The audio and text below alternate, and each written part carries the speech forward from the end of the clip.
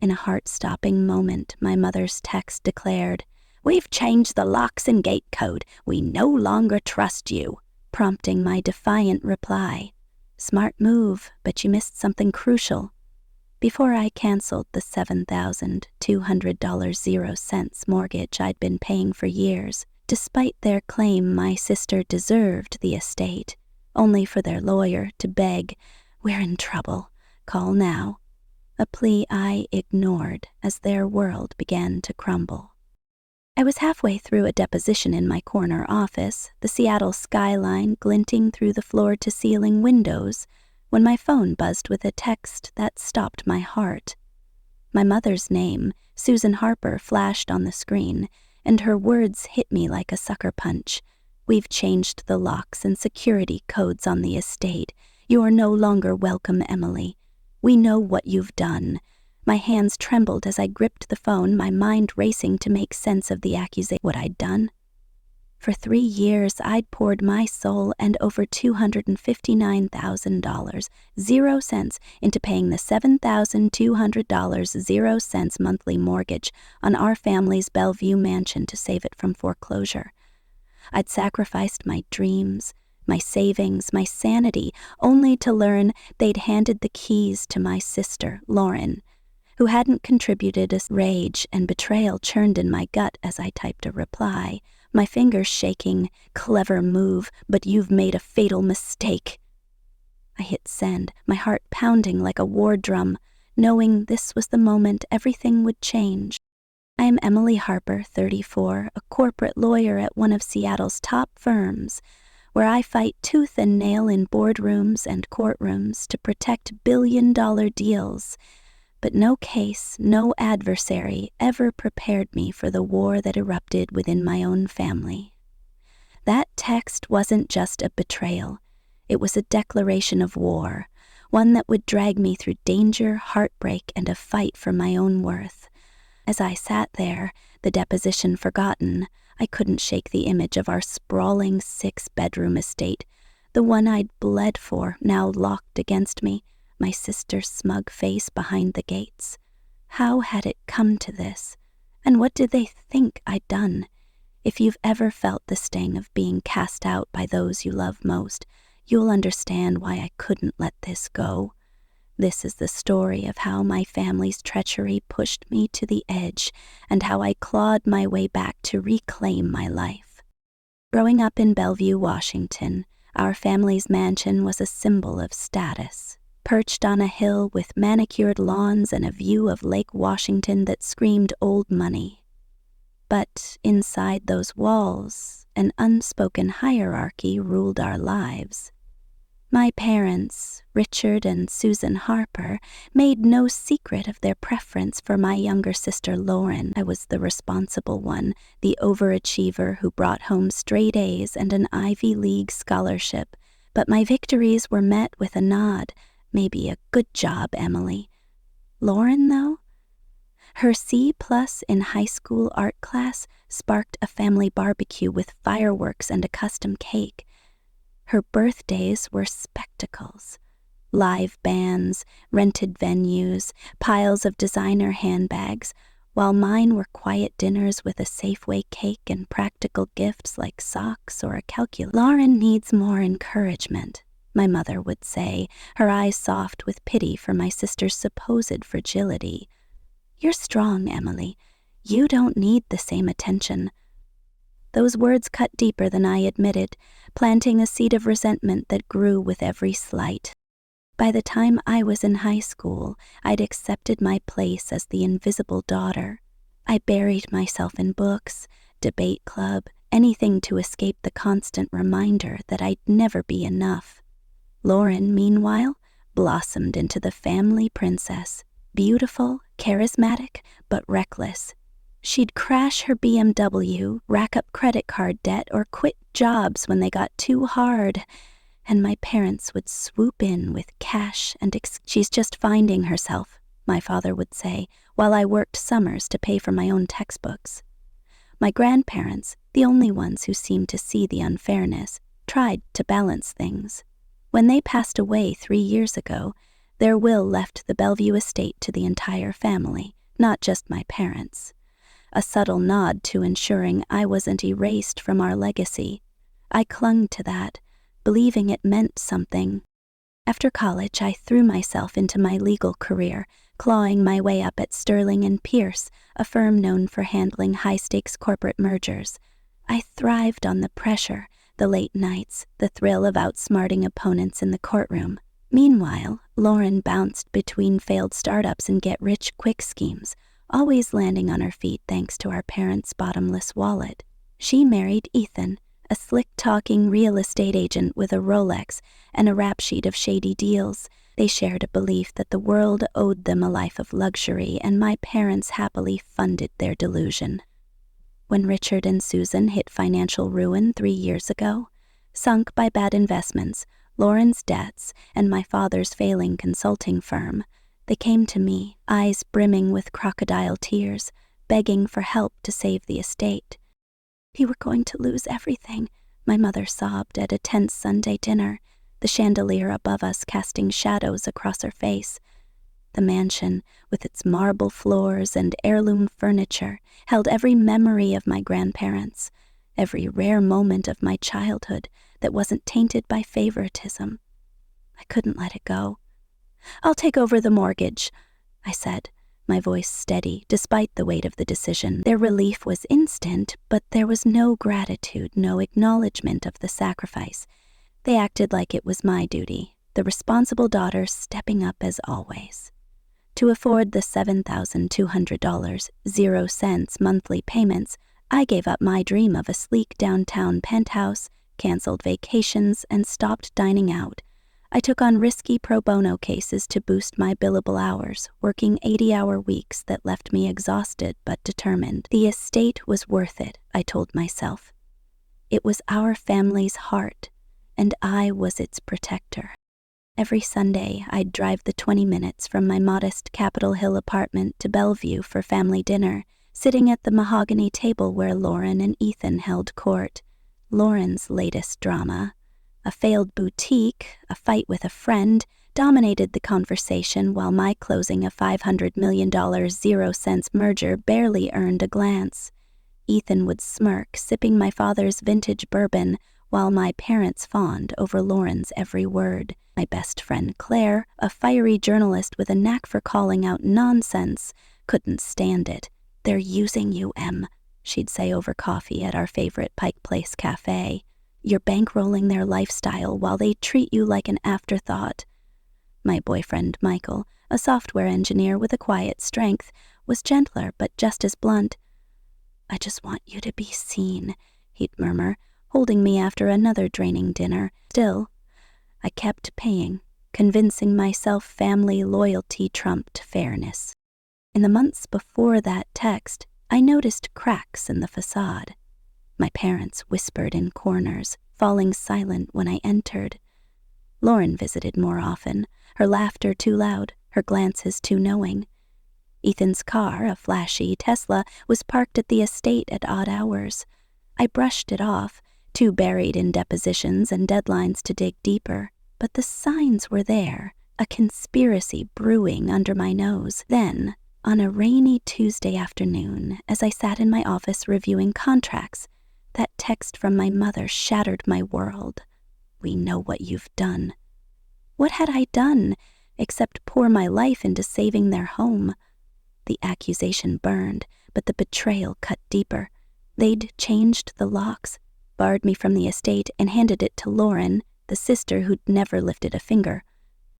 I leaned back in my leather chair, the Seattle rain streaking the windows, and felt a fire ignite inside me.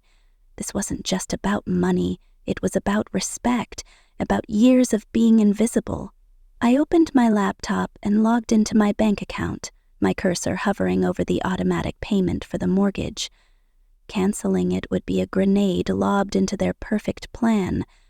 But before I could act, my phone buzzed again, this time a voicemail from an unknown number. It was Lauren, her voice dripping with venom. "You think you can ruin us, Emily? You're done at your firm. Check your email." My heart sank. as I opened my inbox to find a message from my firm's ethics committee, flagged urgent, allegations of unethical conduct. Immediate investigation required. Lauren had leaked false claims, accusing me of falsifying documents to sabotage a client deal. My career, my reputation, everything I'd built was now at risk. Panic clawed at my chest, but I forced myself to breathe. I called Claire, my voice shaking as I read her the text and the email.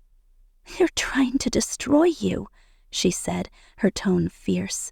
"Lauren's playing dirty and your parents are letting her. You need to hit back, Em. Cancel the payments.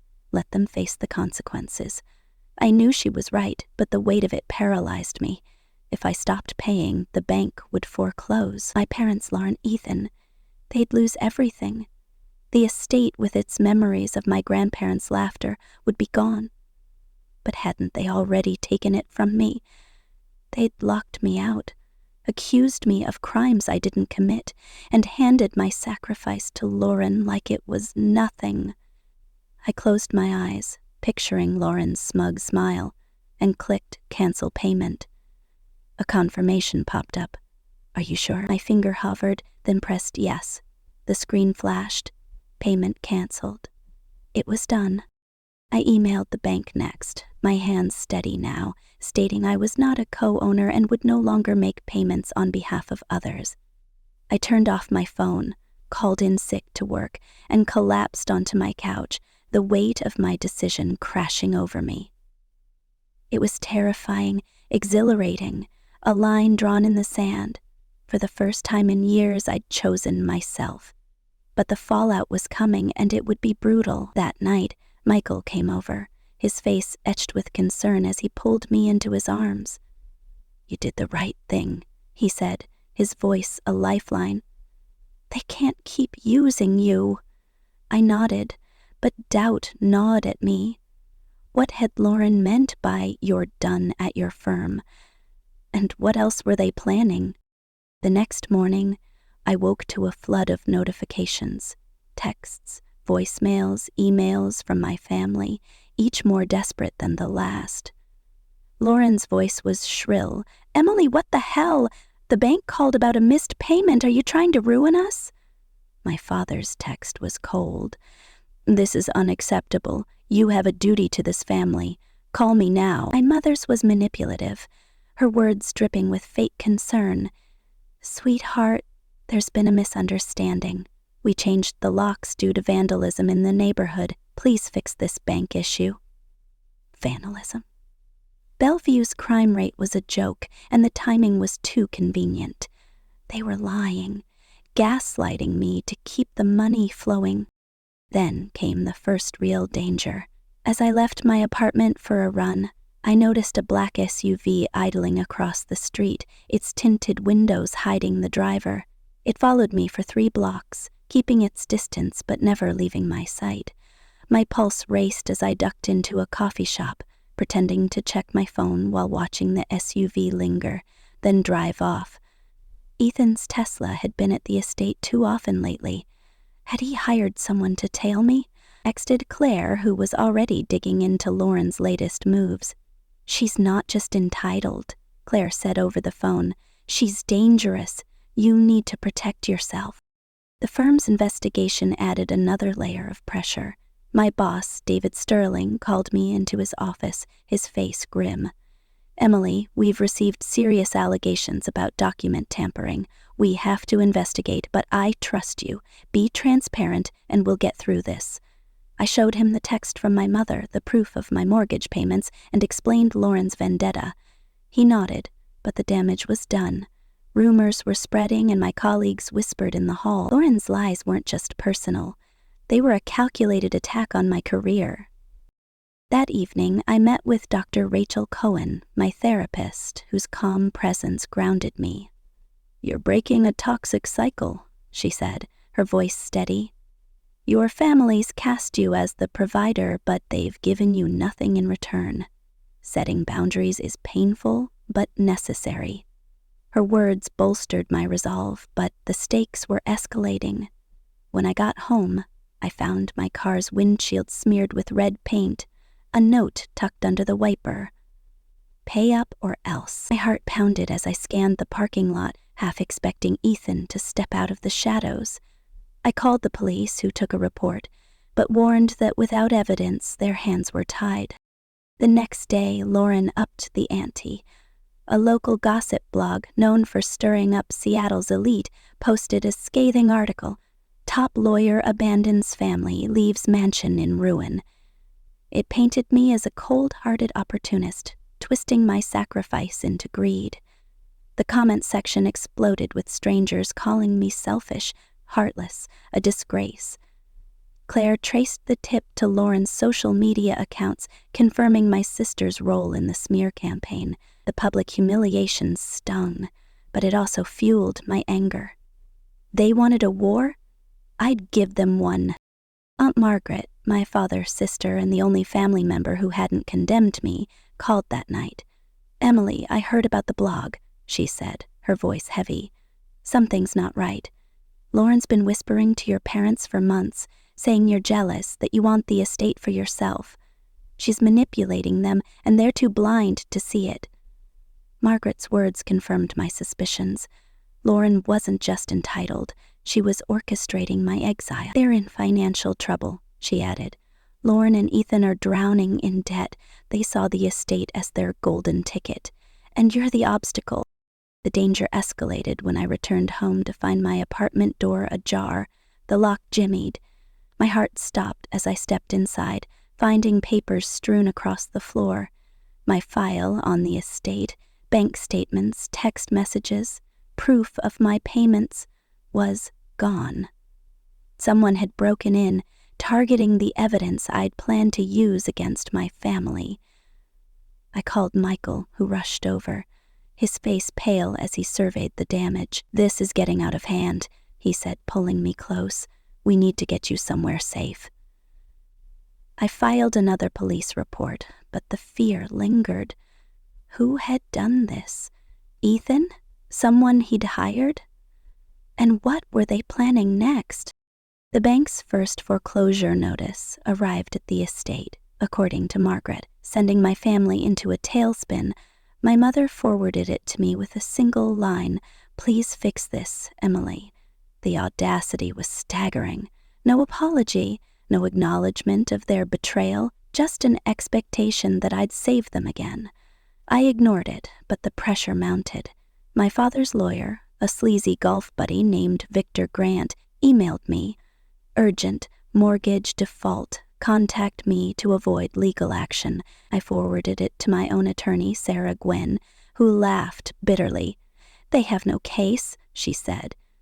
"You're not on the deed, but they're desperate, and desperate people do reckless things." The final blow came when I was leaving the office late, the parking garage dark and empty. Footsteps echoed behind me, and I turned to see Ethan, his face twisted with rage. "You're destroying us," he hissed, stepping closer. "Resume the payments, or you'll regret it." His hand grazed his jacket pocket, and for a moment I thought he might pull a weapon. I backed away, my keys clutched like a lifeline, and bolted to my car, locking the doors as he pounded on the window. My hands shook as I drove away, his threats ringing in my ears. This wasn't just about money anymore. It was personal, and it was dangerous. I met with Sarah the next day, showing her the stolen documents, the note on my car, and Ethan's confrontation. "You need a restraining order," she said, her tone urgent, "and we need to counter their legal threats with your evidence." She helped me compile bank records, text messages, and emails proving my $259,000 0-cents contribution and their betrayal. Armed with this, I felt a flicker of control, but the fear lingered. My family wasn't just fighting for the estate, they were fighting to break me. As the bank's deadline loomed, my parents' desperation grew. They tried accessing my bank account, triggering a fraud alert that locked my accounts for 24 hours. Lauren called my boss again, this time claiming I was spiraling into a mental breakdown. But David dismissed her, offering me unpaid leave to handle personal matters. His kindness was a stark contrast to my family's cruelty, and it reminded me why I was fighting. I wasn't just reclaiming my money, I was reclaiming my life. Margaret called with news of an emergency family meeting at her house, insisting I attend. "They're falling apart, Emily," she said. "You need to confront them, show them the truth." I agreed, but only with Michael by my side and Sarah's legal prep in my back pocket. As we drove to Margaret's, the Bellevue skyline fading into the dusk, I clutched my folder of evidence, my heart racing. This was it, the moment I'd face my family and expose their lies. But what would they do when cornered, and what secrets were they still hiding? I stepped into Margaret's living room, the air thick with tension. My parents looked haggard, Lauren's eyes burned with fury, and Ethan's smirk made my skin crawl. Victor Grant, the lawyer, sat awkwardly, his briefcase a prop for his empty threats. "Thank you for coming, Emily," my father began, his voice strained. "The bank's moving to foreclose. We have 60 days to fix this." I stared at him, my voice cold. "Well, should I care? You locked me out of the house I've been paying for." My mother sobbed, but Lauren exploded. "You're so selfish, Emily, always playing the victim." I opened my folder, sliding the text messages across the table. "Selfish? I paid $259,000 to save your home, and you accused me of sabotage." The room fell silent as I laid out the evidence, bank statements, emails, the note from my car, the police reports. Victor's face paled as he read the lock-changed text. "This complicates things," he muttered. Lauren lunged forward, screaming, "You're lying! You've always been jealous!" But Margaret cut her off. "Enough, Lauren. Emily's not the villain here. My father tried to bargain. Just resume the payments, Emily. We'll work this out." I shook my head, my voice steady. "I'm done being your ATM. You chose Lauren over me. Now live with it." As Michael and I drove away, I felt a strange mix of emptiness and freedom. I'd stood up to them, but the war wasn't over. Lauren's lies had nearly cost me my career. Ethan's threats had put my safety at risk, and the stolen documents hinted at a deeper plan I hadn't uncovered. What were they hiding? Would they escalate further? And could I ever rebuild a life free from their shadow? One thing was certain. I wasn't the same Emily who'd blindly sacrificed for them. I was stronger, angrier, and ready to fight for the life I deserved.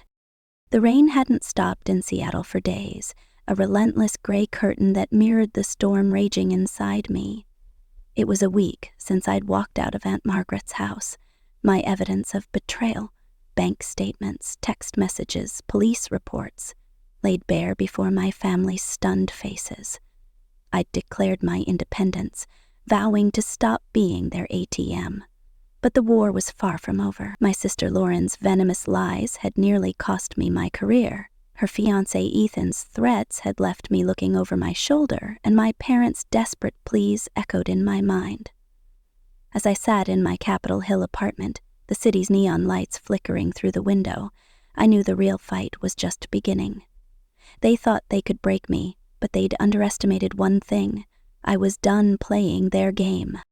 I'm Emily Harper, a 34-year-old corporate lawyer who'd spent 3 years pouring $259,000 into saving our family's Bellevue mansion from foreclosure, only to be locked out and accused of sabotage. That single text from my mother, Susan. "We've changed the locks and security codes. You're no longer welcome, Emily. We know what you've done," had shattered my world. I'd fired back. "Clever move, but you've made a fatal mistake," and canceled the mortgage payments, setting off a chain reaction that threatened to destroy everything my family held dear. But the cost of my stand was higher than I'd imagined. From corporate sabotage to physical threats, I was walking a tightrope, and one wrong step could cost me everything. If you've ever fought to be seen, to be valued, You'll understand why I couldn't back down. This is the story of how I faced danger, uncovered secrets, and found the strength to rebuild my life on my own terms. The fallout from the family meeting was immediate and brutal. My phone buzzed incessantly with texts from cousins, uncles, even childhood friends who'd heard twisted versions of the story. "How could you abandon your parents?" my cousin Rachel texted, her words dripping with judgment. "They're losing their home because of you." I wanted to scream the truth. That I'd paid $7,200.00 a month for 3 years, that Lauren had manipulated them into giving her the estate, that they'd locked me out. But I knew most wouldn't listen. Only Aunt Margaret, my father's older sister, reached out with concern. "I saw the pain in your eyes, Emily," she wrote. "Tell me your side." Her message was a lifeline, but it couldn't shield me from the emotional toll. The attacks were relentless. I woke at 3 a.m. most nights, my heart racing, images of Ethan's menacing face in the parking garage flashing through my mind. "Resume the payments, or you'll regret it," he'd hissed, his hand grazing his pocket as if reaching for something dangerous. I'd lost 10 pounds in 2 weeks, my appetite gone, my reflection in the mirror a hollow version of myself. Panic attacks gripped me at the worst moments, during client calls, in the grocery store, even in the shower. I'd clutch the counter, breathing through the tightness in my chest, whispering to myself, "You're stronger than this." But was I? The doubt was a poison seeping into every quiet moment. Michael, my boyfriend of 3 years, became my anchor. He'd show up after his coding shifts at a tech startup, arms loaded with groceries, cooking pasta or stir-fry while I poured out my fears. "They don't get to define you," he'd say, his hazel eyes steady as he handed me a plate. "You're not their scapegoat anymore." His support kept me grounded, but the weight of my family's betrayal was crushing. I sacrificed my dream of a downtown penthouse, worked 80-hour weeks, taken on risky pro bono cases to afford the mortgage, and for what? To be accused of sabotage and barred from the home I'd fought to save. Aunt Margaret's call the next morning brought a bombshell that made my blood run cold. "Emily, there's something you need to know," she said, her voice low as if afraid of being overheard. "Lauren's been working your parents for months. She told them you were plotting to take the estate for yourself, that you were jealous of her and wanted to sell it out from under them. She even showed them fake emails, supposedly from you, talking about securing your investment. I don't believe it, but they do." My jaw dropped, the phone trembling in my hand. Fake emails? Lauren wasn't just entitled, she was a master manipulator, weaving a web of lies to erase me from the family. "They're in deeper trouble than you know," Margaret added. "Lauren and Ethan are drowning in debt, failed businesses, maxed out credit cards. They saw the estate as their salvation, and you were in the way."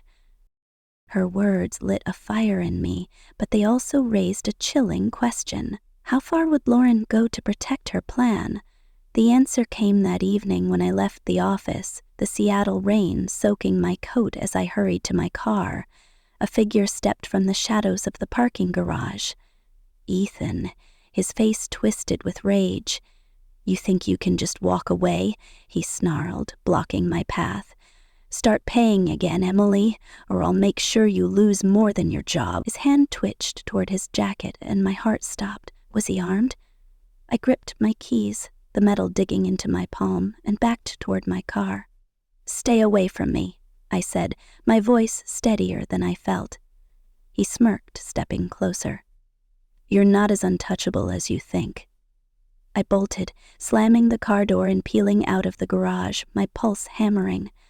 I called the police, but without a clear threat or evidence, they could only file a report. Ethan's words echoed in my mind, "not as untouchable." What did he mean?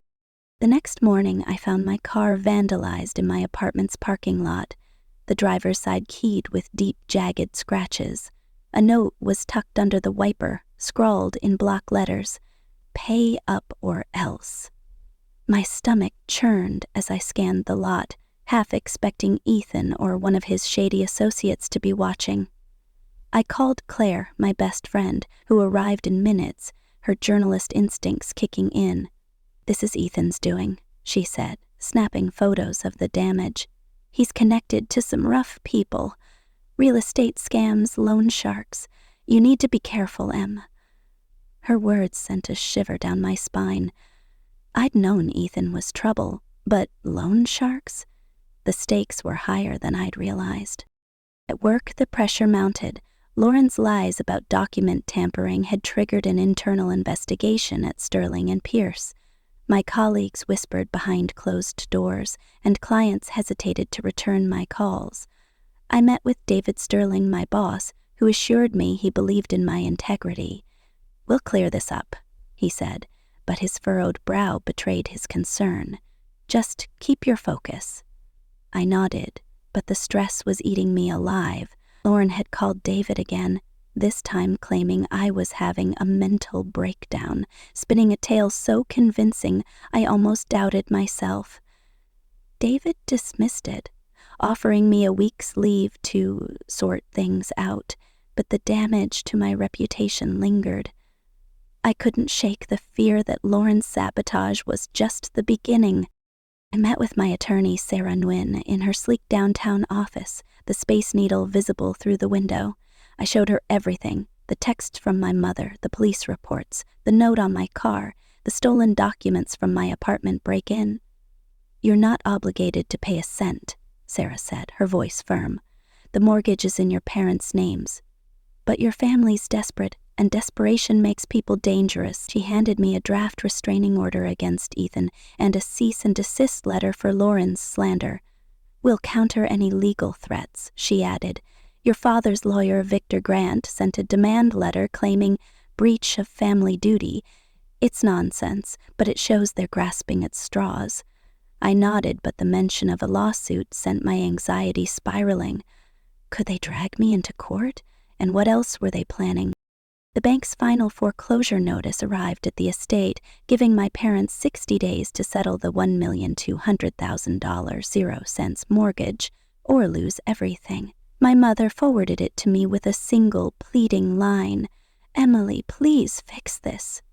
The audacity was breathtaking. No apology, no acknowledgement of the locks, just an expectation that I'd save them again.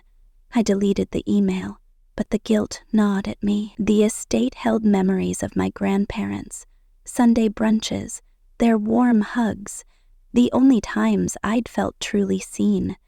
Could I let it go? Michael, sensing my turmoil, pulled me close that night.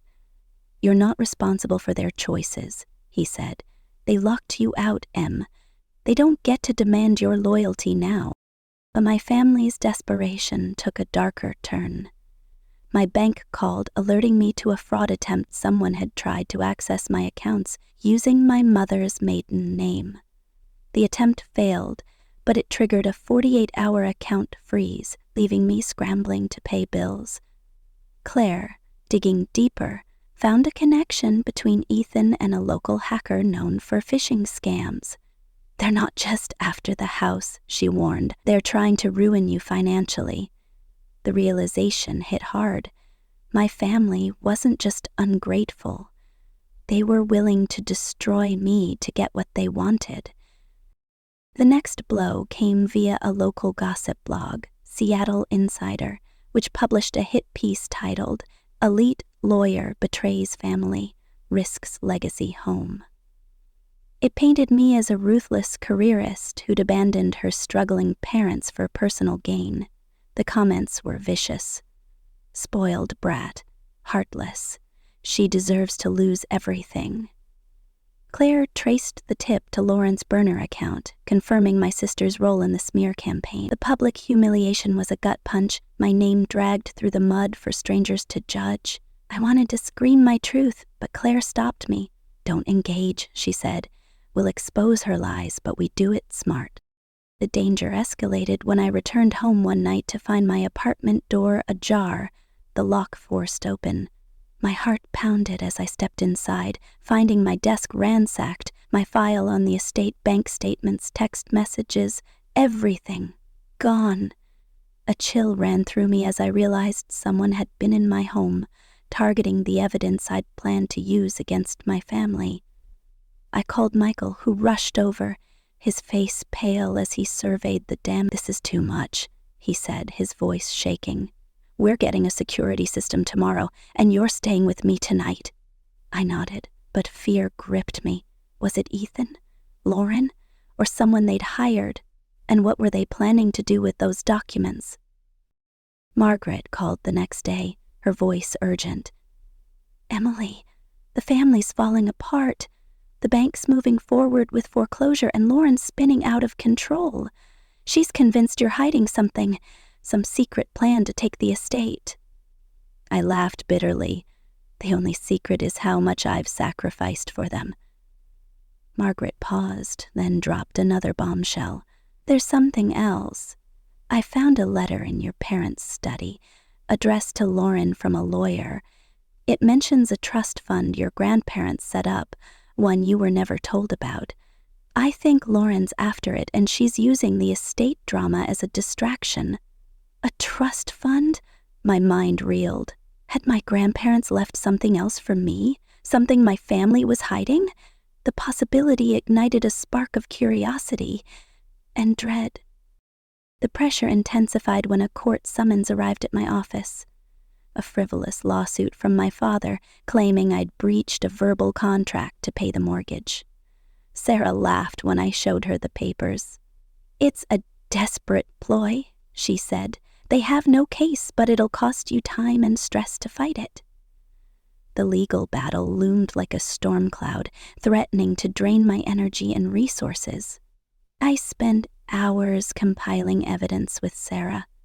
Bank records, emails, the text about the locks. Knowing I'd need to defend myself in court, the thought of facing my family in a courtroom, their lies exposed under oath, was both terrifying and empowering.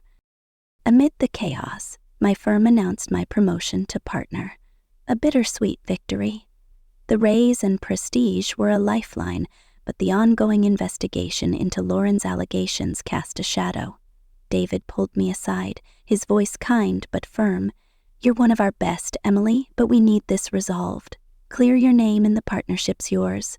I nodded, determined to fight, but the weight of it all, Ethan's threats, the vandalism, the break-in, the lawsuit, was crushing, and began to question everything. What was the fatal mistake I'd hinted at in my text? Had I underestimated Lauren's reach, and what secrets were hidden in that trust fund? Michael proposed a solution one evening as we sat in his Fremont loft, the city lights twinkling outside. "Move in with me," he said, his hand warm on mine.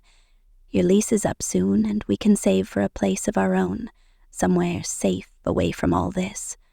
His offer was a beacon in the darkness, a chance to build a life free from my family's shadow. I hesitated, fear of vulnerability warring with hope. "Are you sure?" I asked, my voice soft. He smiled, his eyes unwavering. "I've never been more sure. I want a future with you, and one where you're valued." I agreed, my heart swelling with a mix of love and relief. We found a sleek Seattle loft the next week, a fresh start that felt like a rebellion against my family's betrayal. The family meeting at Margaret's had left wounds, but it also sparked a shift. Some relatives, shamed by my evidence, sent hesitant apologies. Cousin Rachel texted, "I didn't know about the locks, Em. I'm sorry I judged you." But Lauren's campaign continued. She posted cryptic social media rants, hinting at family secrets and hidden betrayals, keeping readers guessing about my role. Claire, ever the investigator, uncovered a lead. Lauren had met with a shady lawyer known for offshore accounts, suggesting she was chasing the mysterious trust fund. "She's not just after the house," Claire warned. "There's something bigger at play." The bank's foreclosure loomed closer, and my parents' desperation peaked. Susan sent a voicemail, her voice trembling. "Emily, I'm sorry about the locks. It was Lauren's idea. We thought you were planning to take the estate. Please, let's talk." It was the first apology, but it rang hollow, sidestepping years of favoritism. My father's call was angrier. "You're tearing this family apart over money. Fix this, or you're no daughter of mine." His words stung, but I saw them for what they were: manipulation, not love. Lauren's next move was bolder. She sent an email to my entire firm, claiming I'd forged documents to steal the estate, attaching doctored screenshots.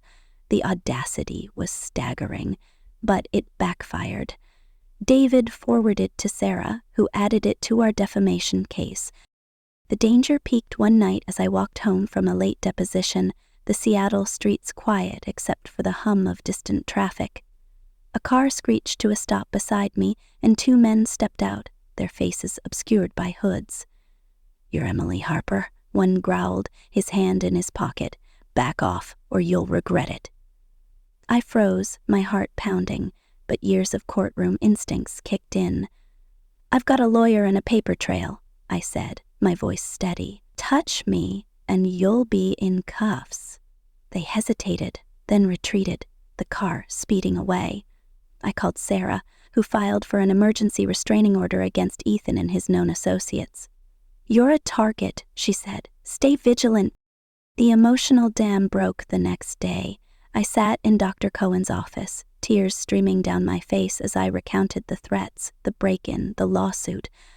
"I'm so tired," I admitted. "I just wanted to save our home, and now I'm fighting for my life." She leaned forward, her voice gentle but firm. "You're not just fighting for your life, Emily. You're fighting for your worth. They've spent years telling you you're less than Lauren, but you're proving them wrong. Keep going." Her words were a spark, reigniting my resolve. I wasn't the invisible daughter anymore. I was a force, and I'd fight until they saw it. The family fallout reached its climax when Margaret invited me to a second meeting, this time at her cozy Queen Anne home. "They're ready to talk," she said, "but it's messy." I agreed, bringing Michael and Sarah for support, my evidence folder thicker than ever. The room was a powder keg.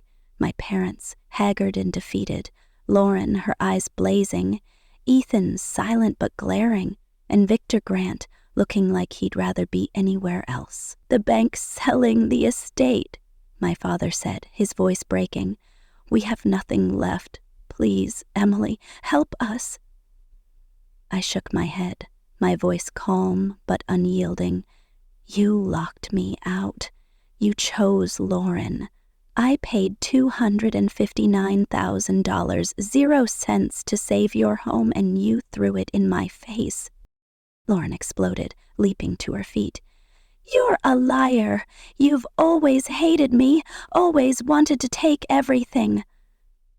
I slid the stolen documents, recovered from a police raid on Ethan's associate, across the table, revealing Lauren's fake emails and her meetings with the trust fund lawyer.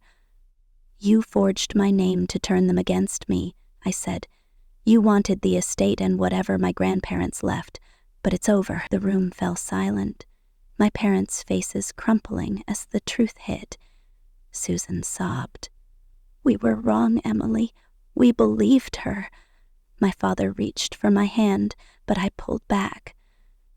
"You didn't just believe her," I said. "You chose her every day of my life." Victor cleared his throat, his voice shaky. "Legally, Emily has no obligation to pay. The evidence is clear." Lauren screamed, lunging for the documents, but Michael stepped between us, his presence a shield. "Enough," Margaret snapped. "You've done enough damage, Lauren." I stood, my voice steady. "I'm done. I'm not your bank, your scapegoat, or your villain. I'm done." As we left, Lauren's screams followed us, but I felt lighter, freer. I'd faced them and walked away, on my terms. The aftermath was a whirlwind. The estate was sold at a loss, my parents downsizing to a modest Tacoma apartment. Lauren and Ethan's marriage collapsed under the strain, Ethan fleeing to avoid creditors, Lauren left alone in a cramped studio. Susan's apology came weeks later, a letter admitting years of favoritism. "We failed you, Emily. We saw Lauren's neediness and ignored your strength. I'm sorry." It wasn't enough, but it was a start. I didn't respond, needing space to heal. My life transformed. The firm cleared my name, and I stepped into my role as partner, my confidence soaring. Michael and I bought a craftsman home in Ballard, its bay windows and hardwood floors a sanctuary we built together. On the anniversary of my canceled payment, he proposed, kneeling in our new living room, a simple sapphire ring glinting in his hand. "You chose yourself that day," he said. "I want to choose you every day." I said yes, tears of joy replacing the ones of pain. Therapy with Dr. Cohen helped me see my worth, not as a provider, but as a person deserving of love. The trust fund mystery lingered. Margaret was digging, promising answers, but I let it go. My family's secrets couldn't hurt me anymore. As I stood in our new home, Michael's arms around me, I realized the truth. Freedom wasn't about winning their approval.